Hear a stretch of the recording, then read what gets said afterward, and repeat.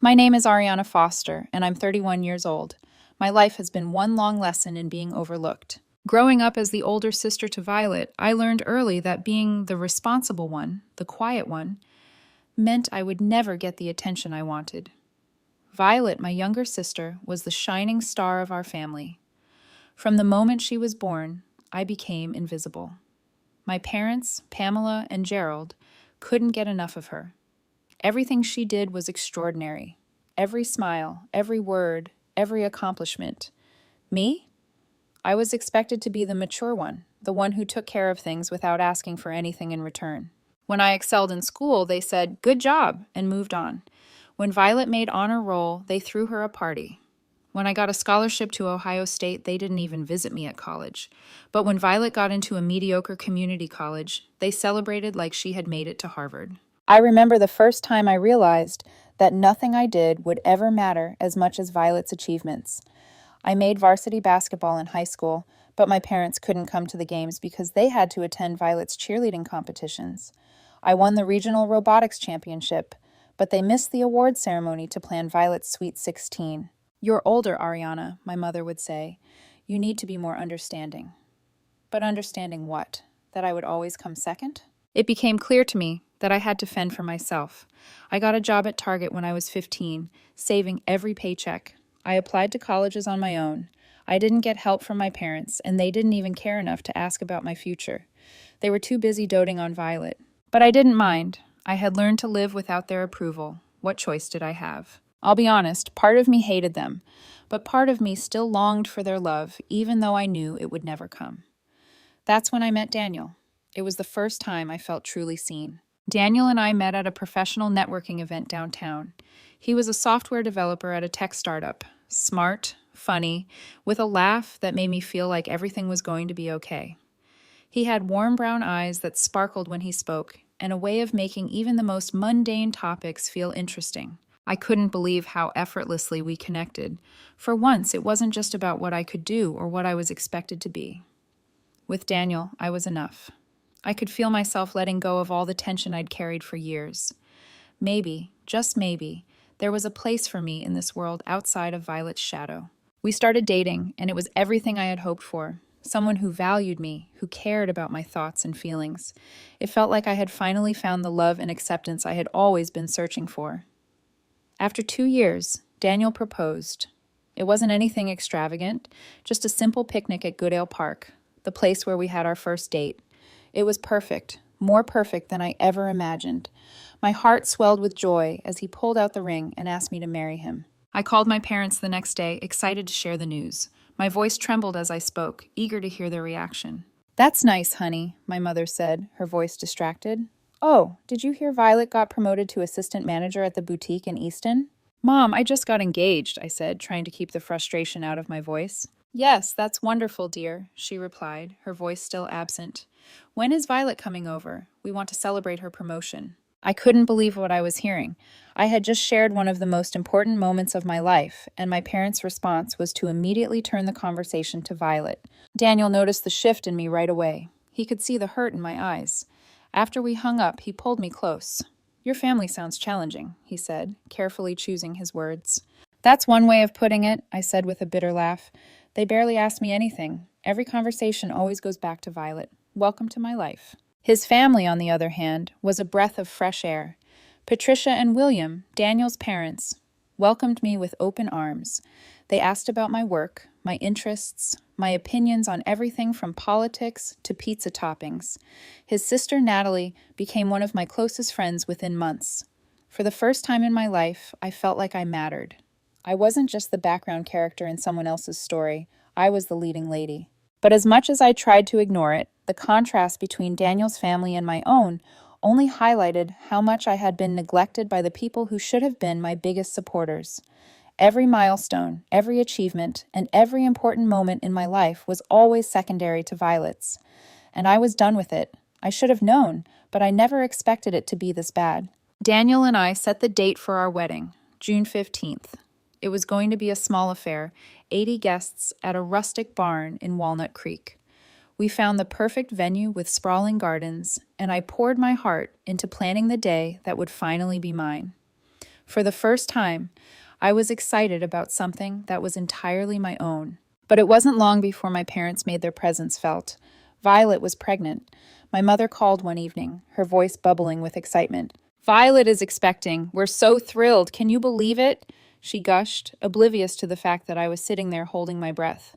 "That's great, Mom," I replied, trying to force a smile. "When is the baby due?"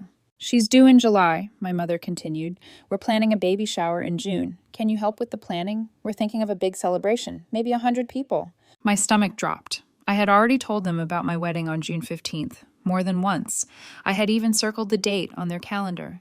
But now, hearing the words baby shower and June 15th in the same sentence, I felt a cold knot tighten in my chest. I paused for a moment, trying to maintain composure. "Mom, that's my wedding day." "Oh, is it?" She sounded almost surprised. "Well, we can't change it now. The venue's already booked. Besides, Violet needs us." The shock of her words hit me like a slap. "You scheduled her baby shower on my wedding day?" I asked, incredulous. "Well, it's more important, Ariana. She's pregnant with our first grandchild. You'll just have to move your wedding," she suggested, as if it were the most logical thing in the world. Move my wedding? I could barely process the words. Everything is already planned. Everything is paid for. My guests are flying in from out of town. "Well, you'll just have to change it then," my father chimed in, his voice distant as though he hadn't fully engaged in the conversation. "It's a baby shower, Ariana. Violet needs this." My mind was racing, my pulse quickening. I felt every ounce of the years of resentment I had carried for so long boil to the surface. This was the culmination of everything I had ever feared. My wedding wasn't as important as Violet's needs. I had been invisible for so long, and now they were asking me to make myself disappear again. "I'm not moving my wedding for Violet's baby shower," I snapped, my voice trembling with anger. "This is my day, and I'm not changing it." "Why are you being so unreasonable?" my mother asked, her voice tinged with frustration. "Family comes first, Ariana." "And what about me?" I said, my voice barely above a whisper. "What about my wedding? What about everything I've worked for?" They didn't answer. Instead, they offered a terse solution. "You'll have to change your plans." I hung up the phone, my hands shaking. I felt a flood of emotions, anger, betrayal, and a deep sadness that I couldn't shake. I couldn't believe what I was hearing. My entire life had led to this moment where my parents were asking me to move my wedding date so that Violet could have her baby shower. Daniel found me on the couch, crying, mascara smudged down my cheeks. He sat beside me, his face full of concern. "What happened?" he asked gently, pulling me close. I told him everything, the words tumbling out between sobs. His face darkened with anger. "They want you to move your wedding," he said, his voice a low growl. "They're asking you to give up the one thing that's yours. That's insane, Ariana. This is your day. It should have always been about you." He was right, but the damage had been done. I realized then that I would never get the respect, the attention, the love I deserved from my family. No matter how much I tried, I would always be second to Violet, and I was done with it. "I can't keep begging them to care," I said quietly. "I'm done." Daniel's anger softened as he pulled me close again. "You don't have to beg anyone anymore. You don't have to fight for their approval. You've got me, and I'm going to support you no matter what." And in that moment, I knew I had to take control of my life. I wasn't going to be the invisible daughter anymore. I was going to do what was best for me. I wanted a wedding that was mine. For once, I wanted to make a choice that didn't involve trying to please anyone else. That night, after hours of talking, crying, and venting, I suggested something that felt radical, even reckless. "What if we just eloped?" I asked quietly. "A small ceremony, just us, and a couple of witnesses. We can still go on our honeymoon as planned. No drama, no pressure." Daniel was silent for a long moment. I couldn't read his expression, but I felt like I had just asked for the impossible. "Ariana, your family is going to be furious." "I know," I said, swallowing hard. "But I'm done trying to make them care. They chose Violet over me, over and over again. This is my wedding, and I'm not going to let them take it from me." Daniel squeezed my hand. "Then let's do it. If they can't be bothered to show up for you, why should we wait for them?" His words were a balm to my aching soul. For the first time in years, I felt like I was making a decision that was truly mine. It wasn't about pleasing anyone else. It wasn't about what my family thought or what Violet needed. It was about me, about Daniel, and the life we were building together. We began making secret plans. We told only a few people, Daniel's sister Natalie and my best friend Casey, who agreed to be our witnesses. We found a small chapel in German Village and booked it for June 10th, just 5 days before the original wedding date. Everything was going to be simple. No frills, no grand plans, just the two of us, our closest friends, and the promise of a new beginning. The days leading up to our wedding were filled with quiet excitement. Daniel and I were giddy with anticipation, but I couldn't shake the feeling that my family would find out, and the fallout would be catastrophic. But I didn't care. I had made my peace with the fact that they would never understand my choices. On June 10th, Daniel and I got married in a tiny chapel on 3rd Street. It was a far cry from the wedding I had envisioned all my life, but in that moment, it was perfect. I wore a simple ivory dress from Nordstrom, carried a small bouquet of peonies, and married the love of my life without the people who had never truly seen me standing beside me. It was quiet, intimate, and profoundly moving. Afterward, we went to dinner at the Pearl. Just the four of us, Daniel, me, Natalie, and Casey. We celebrated with champagne and lobster ravioli, laughing and sharing stories, the weight of the past few days lifting off my shoulders. I had finally done something for me. The next morning, Daniel and I flew to the Florida Keys for our honeymoon. We turned off our phones completely and spent 2 glorious weeks enjoying being newlyweds. We swam in turquoise waters, watched sunsets from our balcony, and reveled in the freedom that came with finally choosing ourselves. Meanwhile, back home, my family was clueless. They called me repeatedly, asking about the baby shower, what gift I was bringing, and if I would help set up the tables. I gave vague responses, never mentioning my wedding.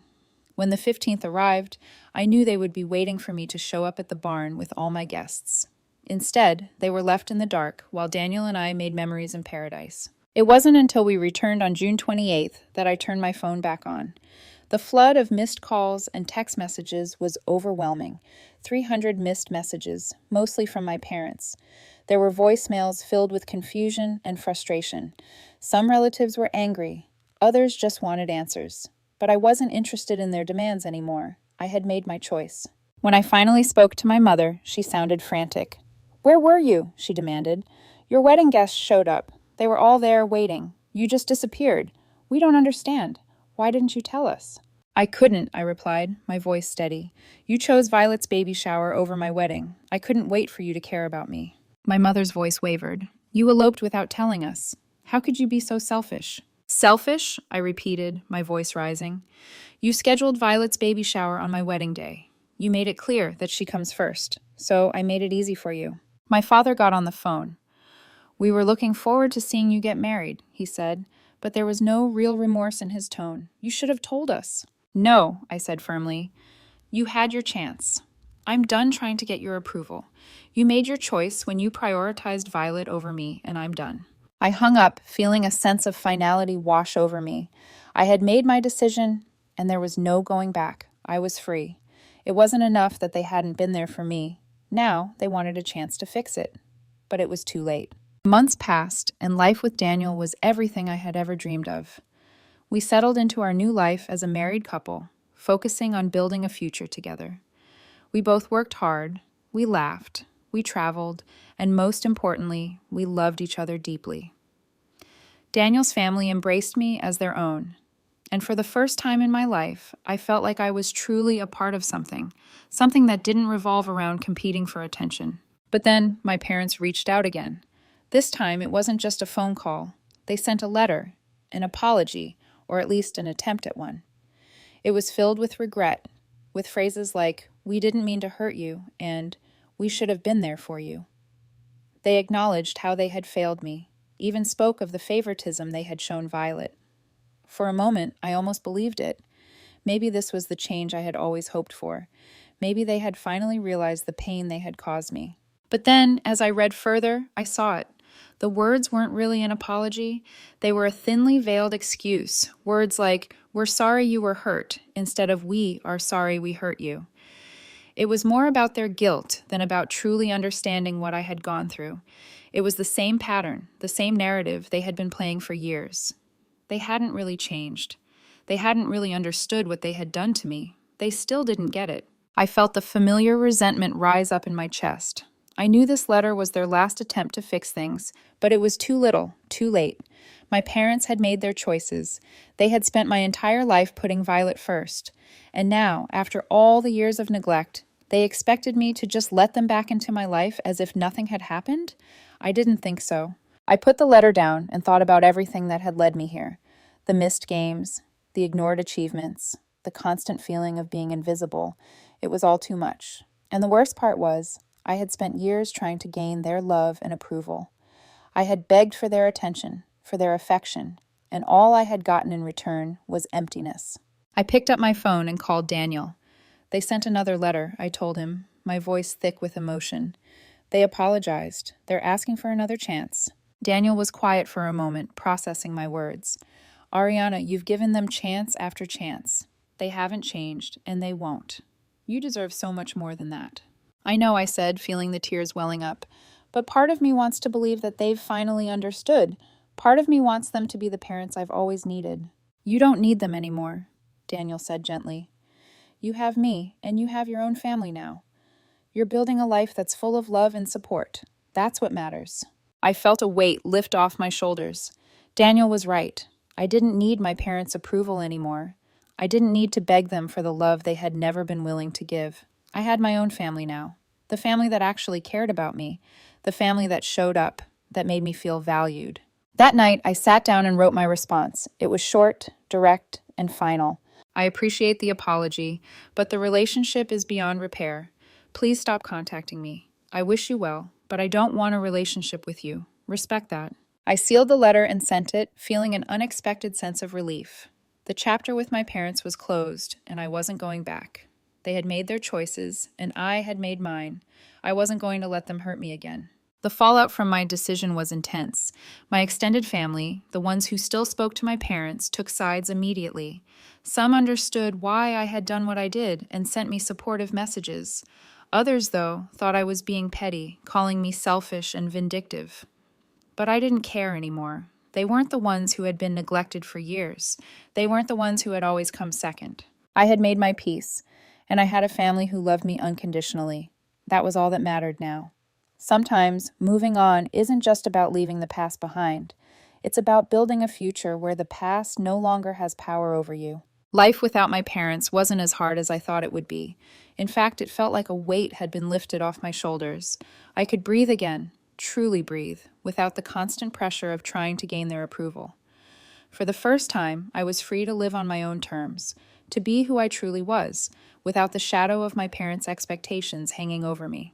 Daniel and I settled into our life together. We bought a house in Clintonville, a charming little place with a big backyard and a front porch that was perfect for watching the sunset. It was our home, our sanctuary. We made it our own, filling it with laughter, love, and the promise of a future full of possibilities. I got a promotion at work, the highest I'd ever achieved. I was named senior accountant at Henderson and Associates. Daniel was so proud of me, and I couldn't help but feel a sense of accomplishment. For the first time, I was achieving things on my own terms, without anyone else's influence. I couldn't wait to share the news, but I knew my parents wouldn't care. They'd probably be too busy focusing on Violet's latest crisis to even acknowledge my success. But that was fine. I didn't need their validation anymore. Daniel and I also started talking about growing our family. We discussed the idea of having kids, building a legacy that was all our own. The thought of it filled me with joy. I imagined raising children who would know what it felt like to be truly loved, to have parents who would support them no matter what. They would never know what it was like to feel invisible. Meanwhile, my parents' lives seemed to get more complicated. Violet's second child was born, another girl named Sophia, and the pressure of raising 2 kids on her own was too much for Violet to handle. Brett, her on-again, off-again partner, had retreated further into his drinking and had moved back in with his parents. Violet, exhausted and unable to manage, moved back in with my parents, bringing her children with her. My parents, now in their early 60s, were suddenly responsible for raising 2 small children. I heard through the grapevine how overwhelmed they were. I couldn't bring myself to feel sorry for them. They had spent my whole life enabling Violet, and now they were paying the price for it. They hadn't learned the lesson that I had. You can't keep rescuing people from their consequences without it coming back to bite you. But none of that was my problem. I had made my peace with it. I had built a life that was stable, full of love, and free of the toxicity I had spent so many years living with. When I found out I was pregnant, I couldn't believe it.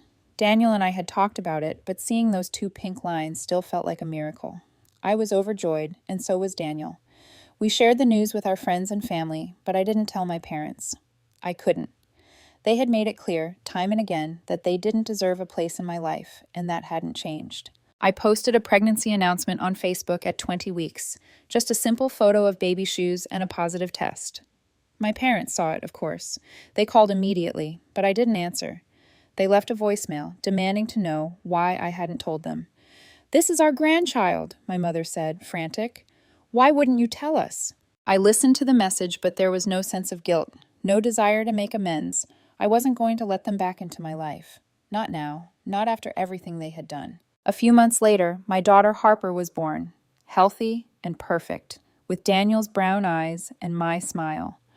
I could hardly contain my joy as I held her in my arms, knowing that I was giving her everything I had never received from my own parents: love, support, and a sense of belonging. Patricia and William, Daniel's parents, were there, of course. They were there for the birth, for every milestone, and they adored Harper in a way my parents never had. They loved her unconditionally, and in their eyes, she was a little miracle. It was only a matter of time before my parents reached out again, this time through my Aunt Sharon. They called, they sent letters, and they tried to make amends, but I had already moved on. I had built a life with people who cared about me, people who showed up for me. I didn't need anything from my parents anymore. They had made their choices, and I had made mine. Years went by. My life continued to flourish, and I was more content than I had ever been. Daniel and I had a second child, a son named Cooper, and we built a beautiful family full of love and laughter. My kids knew their grandparents, Patricia and William, who showed up for every soccer game, every piano recital, and every school play. My children had the kind of grandparents I had always dreamed of, people who actually cared. When Harper was 5, she asked me, "How come I only have one grandma and grandpa?" "Some people have more, some have less," I explained carefully, choosing my words. "What matters is being surrounded by people who love you." "I have lots of people who love me," she said confidently, and my heart swelled. "Yes, baby, you do." That was the moment I realized that my decision had been the right one. I had given up everything, my parents, their toxic influence, their neglect, but in doing so, I had created something better. I had given my children the kind of family I never had, and I would never let them feel like they were second best. 5 years after my elopement, my parents sent another letter. This one was different. It was more self-aware, more genuine. They acknowledged their mistakes and expressed real regret. But by then, I had already moved on. I had built a life without them, and I wasn't willing to risk disrupting it. I wrote back, short and simple. "I appreciate the apology, but the relationship is beyond repair. Please stop contacting me. I wish you well, but I don't want a relationship with you. Respect that." They stopped trying after that. Maybe they were too tired. Maybe they had finally realized that I wasn't coming back. And that was it. My parents were no longer a part of my life. They were strangers who happened to share some DNA with me. But I didn't need them. I had built something better, something real, and I had no regrets. Daniel and I continued to thrive. Harper and Cooper grew up surrounded by people who loved them. And as for me, I finally knew what it meant to truly choose myself.